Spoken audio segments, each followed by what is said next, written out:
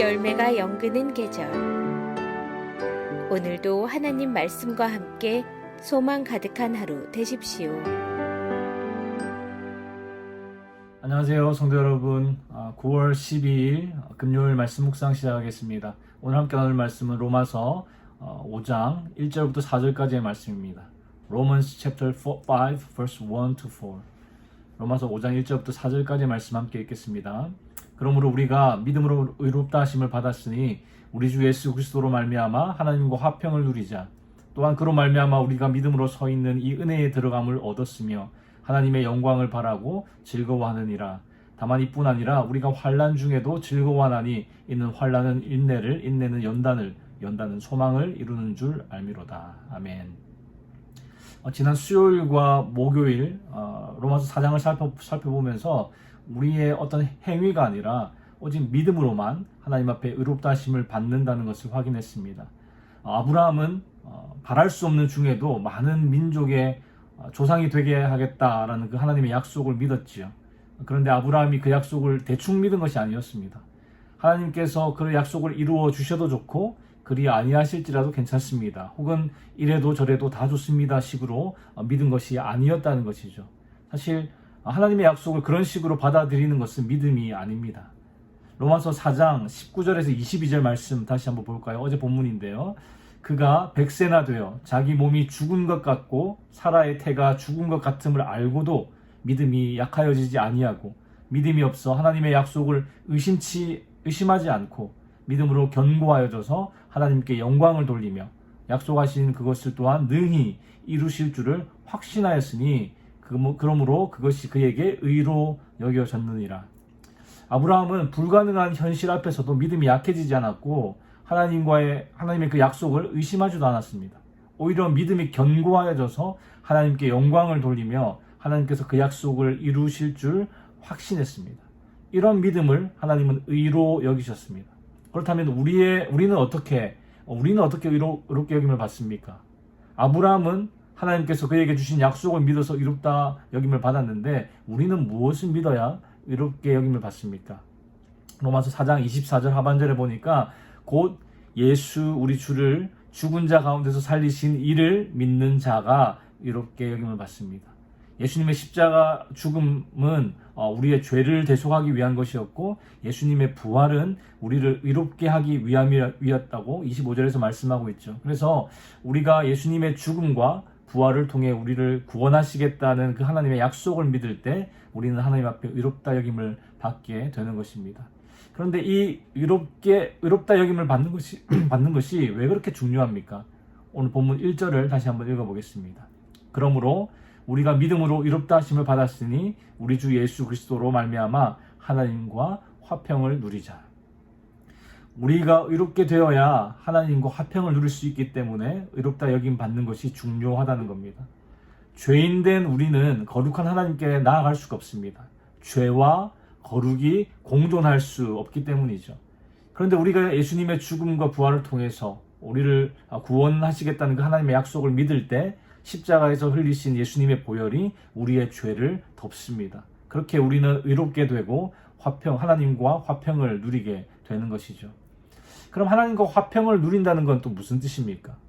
인간이 하나님과 화평을 누린다는 것은 하나님과 교제하는 것을 의미합니다. 인간이 거룩한 하나님과 아무런 문제 없이 교제할 수 있었을 때는요, 아담과 하와가 에덴 동산에 있었을 때였습니다. 인간의 불순종으로 죄가 이 땅에 들어오기 전까지는 하나님과 인간 사이에 화평이 있었습니다. 그런데 불순종으로 죄가 이 땅에 들어오면서 하나님과 인간 사이에 화평이 깨어지고 관계가 깨어졌습니다. 물론 이후에 하나님께서 제사라는 그 제도를 주셔서 그것을 통해서 각 개인의 죄와 공동체의 죄를 일시적으로 덮으시고 화평케 하시긴 했지만 이 동물의 희생제사는 일회적인 속죄이고 그로 인한 하나님과의 화평도 일시적이었습니다. 그러나 하나님은 예수 그리스도의 희생을 통해서 인간이 하나님과 영원한 화평을 누릴 수 있도록 계획하셨습니다. 그래서 우리는 예수 그리스도를 믿음으로 의롭게 되고 그 의로움으로 하나님과 영원한 화평을 누리는 것이죠. 죄가 들어오기 이전에 에덴 동산의 상태로 돌아가는 것입니다. 이것을 두 글자로 구원이라고 부릅니다. 여러분, 엄밀히 말해서 구원은 죽어서 천국 가는 티켓을 받는 것이 아닙니다. 죽어서 천국 가는 것은 구원받은 자들이 누릴 수 있는 구원의 결과 중에 하나이죠. 구원의 정확한 의미는 아니라는 뜻입니다. 구원의 정확한 의미는 하나님께서 예수 그리스도를 통해 죄인을 의롭다 하시고 성령으로 거듭나게 하셔서 끝까지 붙으심으로써 하나님의 자녀로 영원한 생명과 영광을 누리게 되는 은혜의 과정이 바로 구원입니다. 다시 한번 얘기하겠습니다. 구원의 정확한 의미는 하나님께서 예수 그리스도를 통해 죄인을 의롭다 하시고 칭이죠. 그리고 성령으로 거듭나게 하셔서 중생입니다. 끝까지 붙으심으로 견인, 그리고 하나님의 자녀로서 양자됨을 의미합니다. 그리고 영원한 생명과 영광을 누리게 되는 그 영화의 과정이 바로 구원이라는 것이죠. 그래서 구원의 목적은 단순히 천국 가는 것 혹은 지옥에 가지 않는 것이 아니라 하나님을 영화롭게 하고 그분과의 그 영원한 교제를 하는 것입니다. 그것이 1절에서 말씀하고 있는 우리 주 예수 그리스도로 말미암아 하나님과 화평을 누리자의 의미입니다. 성도 여러분, 예수 그리스도를 통해 하나님과 화평을 누리고 있습니까? 죽어서 천국 가는 것 말고 현재 구원받은 삶을 경험하고 있냐는 질문입니다. 우리는 구원을 늘 천국 가는 것으로 생각하며 살아왔기 때문에 지금 현재 구원의 삶을 살고 있느냐라는 질문이 참 어색합니다. 그럼 현재 구원의 삶을 누린다는 것은 무슨 의미일까요? 2절 말씀을 함께 읽어보겠습니다. 또한 그로 말미암아 우리가 믿음으로 서 있는 이 은혜에 들어감을 얻었으며 하나님의 영광을 바라고 즐거워하느니라. 사도 바울은 우리가 예수 그리스도를 통해 믿음으로 이 은혜에 들어감을 얻었다라고 말합니다.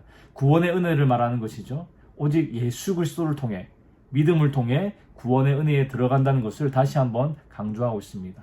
그리고 하반절에 보시면 하나님의 영광을 바라고 즐거워하느니라. 우리가 구원받은 자로서의 삶을 누리는 것은 확실한 미래를 즐거워하며 사는 것을 뜻합니다. 지금 현재 상황의 부정적인 모습을 주목하기보다는 미래에 확실하게 나타날 하나님의 영광을 바라보며 산다는 것이죠. 사도 바울이 지금 로마 교회 성도들에게 이 글을 쓰고 있는데요. 로마 교회 성도들은 예수님을 향한 그 믿음 때문에 핍박받고 고난당하고 있습니다. 현재의 고난과 핍박에 더 집중할 수밖에 없는 현실이죠. 그러나 사도 바울은 구원받은 자들은 종말에 나타날 그 하나님의 영광과 만족을 현재로 끌어와 살면서 즐거워한다라고 말합니다. 그래서 그리스도 안에 있는 하나님의 은혜는요, 단순히 미래의 구원이 아니라 그 구원을 현재에서 누림으로써 얻는 행복을 포함하고 있는 것이죠. 현재 상황이 정말 죽을 것 같지만 구원받은 자들은 하나님의 영광을 바라보며 즐거워하며 산다는 것입니다. 여러분, 이게 어떻게 가능합니까? 3절, 4절을 읽어보면 좀 더 자세한 설명이 나오는데요. 함께 읽어보겠습니다. 다만 이뿐 아니라 우리가 환난 중에도 즐거워하나니 이는 환난은 인내를, 인내는 연단을, 연단은 소망을 이루는 줄 알미로다. 3절의 환난이라는 이 단어는 기본적으로 예수님을 향한 믿음 때문에 겪는 고난을 말하지만 이 문맥에서는 믿는 자들이 이 세상에서 겪을 수 있는 다양한 외적인 고통들을 가리킵니다. 예수 믿는 저와 여러분들이 이 세상을 살아가면서 겪을 수 있는 질병의 고통, 경제적인 고통, 혹은 관계 속에서 겪는 고통 등을 의미한다는 것이죠. 여러분, 환난 중에 즐거워할 수 있습니까? 암이라는 질병을 가지고 있는데 기뻐할 수 있습니까? 찢어지게 가난한데 즐거워할 수 있습니까? 나를 무시하고 짓밟는 사람들과의 그 관계 안에서 기뻐할 수 있습니까? 성도 여러분, 우리가 이런 환난 자체를 기뻐할 수는 없습니다. 그러나 이 환난을 통해서 하나님이 우리에게 꼭 필요한 인내와 소망을, 즉 영적인 성숙을 이루어 가신다는 것을 알기 때문에 우리는 환난 중에서도 기뻐할 수 있는 것이죠. 예전에 한번 나누었던 이야기인데요. 20살 된 제가 군대 훈련소에 들어가서 군사훈련을 받을 때였습니다. 엄청난 강도의 그 훈련 속에 대부분 훈련병들은 다 쓰러졌습니다. 저도 마찬가지였죠. 그런데 모두가 이를 꽉 깨물고 다시 일어나서 훈련에 임할 수 있었던 것은 훈련소에 크게 새겨진 문구 하나 때문이었습니다. 나를 죽이지 못하는 훈련은 나를 강하게 만들 뿐이다. 지금은 너무너무 힘들지만 이 훈련의 과정을 지나고 나면 나는 더욱 강해져 있을 것이라는 그 소망 때문에 다시 힘을 내어 일어났던 것이죠. 사랑하는 성도 여러분, 삶 속에서 우리가 경험하는 환난은 우리를 무너뜨리기 위해서 있는 것이 아니라 하나님께서 우리를 인내하게 하시고 인격을 연단하게 하셔서 궁극적으로 그리스도의 영광을 바라보는 소망의 사람으로 세우기 위한 은혜의 과정입니다. 혹시 지금 환난 가운데 계십니까? 낙심하지 마십시오. 그 고통은 결코 헛되지 않습니다. 하나님은 그 고통을 통해서 우리 안에 소망을 새기시기 때문이지요. 영국의 탐험가 어니스트 셰커턴이라는 사람이 있었는데요. 1914년에 인간의 마지막 미지의 세계로 여겨졌던 남극 대륙을 횡단하기 위해서 인디오런스 호를 타고 출항했습니다. 그런데 그 여정은 시작부터 시련이었습니다. 배가 남극해의 그 얼음에 갇혀서 좌초되었고 결국 배가 파괴되었습니다. 셰커턴은 27명의 대원과 함께 634일 동안 남극의 그 혹한과 고립 속에서 살아남아야 했습니다. 하루하루가 절망과 공포의 연속이었습니다. 그런데 더 놀라운 것은요, 이 극한 상황에서 단 한 명의 사망자도 없었다는 사실입니다. 이 생존자들은 훗날에 그 비결을 묻는 질문에 하나같이 이렇게 대답했습니다. 우리 셰커턴 선장은 언제나 우리가 희망을 잃지 않게 해주었습니다. 매일같이 우리에게 성경을 읽어주며 우리가 단지 얼음에 갇힌 존재가 아니라 하나님의 손에 붙들린 사람이라는 것을 잊지 않게 해주었습니다. 그가 자주 읽었던 본문 중에 하나가 바로 오늘 본문인 로마서 5장이었습니다. 우리가 환난 중에도 즐거워하나니 이는 환난은 인내를, 인내는 연단을, 연단은 소망을 이루는 줄 알미로다. 아멘. 사랑하는 성도 여러분, 성도는 단순히 고난을 견디는 자가 아니라 그 고난을 통해서 영광의 소망을 바라보는 자들입니다.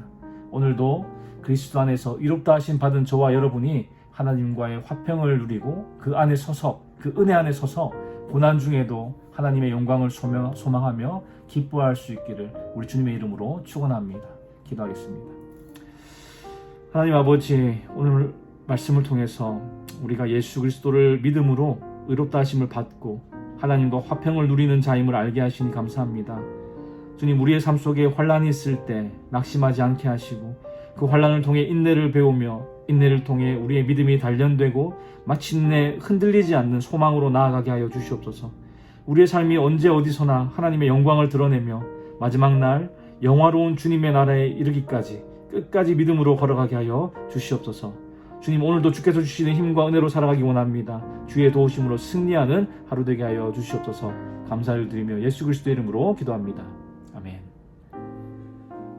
금요일 기도 제목을 함께 기도하겠습니다. 예배를 위해 기도하실 때에 모든 예배에 성령님의 기름 부으심이 있도록 담임 목사님의 설교에 은혜와 능력이 더하시도록 각 부서에 설교를 준비하는 모든 설교자들에게 주님께서 함께 하시도록 예배를 섬기시는 모든 봉사자들에게 기쁨과 감사가 넘치도록 모든 예배자들이 신령과 진정으로 예배에 임할 수 있도록 예배를 위해서 기도해 주시기 바랍니다.